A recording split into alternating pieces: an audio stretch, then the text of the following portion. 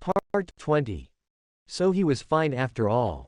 A little scary looking, but he was awfully kind to me, for no good reason.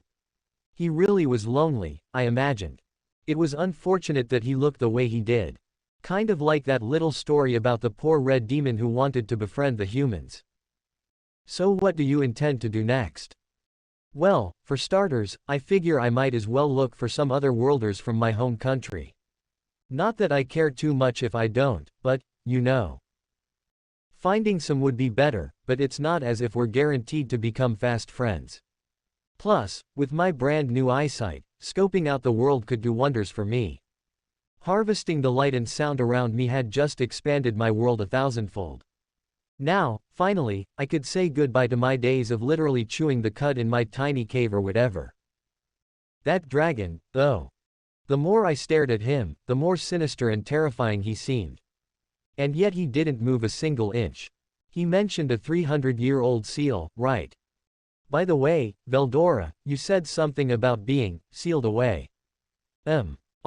Yes, I perhaps underestimated my opponent slightly. I eventually began fighting with, shall we say, more urgency, but, well, it was rather too late by then. The dragon sounded almost proud of his losing performance. Magic was one thing, but I doubted there was a sword or lance in this or any other world that could scratch him. It wasn't as if I knew that much of this world yet. Maybe it was crawling with horrifying monsters even more powerful than him, or something. Was your opponent that tough? She was, quite strong. She was what the humans call a hero, one blessed with so-called divine protection.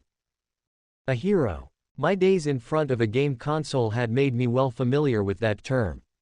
Simply doing hero stuff didn't make you dragon-slaying material, though.